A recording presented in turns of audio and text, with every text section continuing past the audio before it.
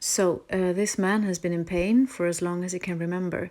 He works as a mountain blaster, he works out at the gym and walks the Hammerby Hill every day despite the pain.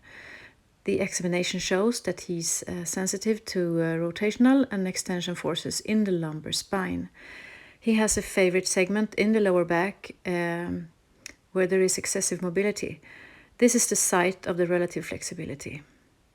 We test how sensitive he is by adding rotational components, such as putting one leg in front of the other and then laterally flexing the trunk.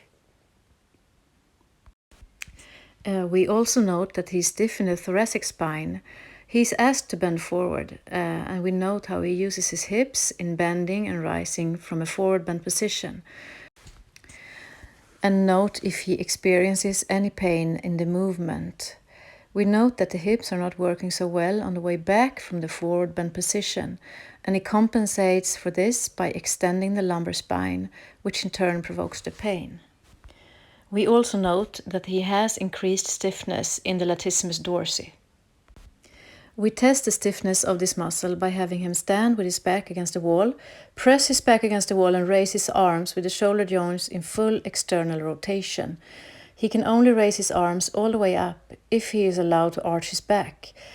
The first part of the treatment involves inhibiting the latissimus dorsi by recruiting the obliques instead.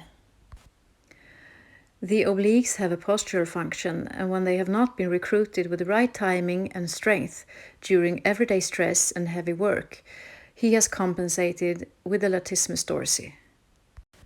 The latissimus dorsi is not made to work against gravity and control trunk movements in the way that happened here, and has therefore been overloaded and stiffened. He must therefore learn specific recruitment of the obliques in supine and then do the same thing in standing. We guide him in a supine position so that he can feel the muscles, teach him to exhale and slim laterally and do a small sit-up.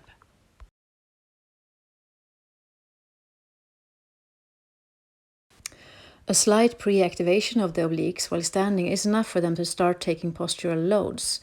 When the lat dorsi is no longer the dominant muscle, the back functions without pain in previously painful movements. In the beginning of the film, you can clearly see how he shifts the extension load to the lumbar spine instead of being able to keep this section in a neutral position, and let the hip extensors straighten him from a forward bent position.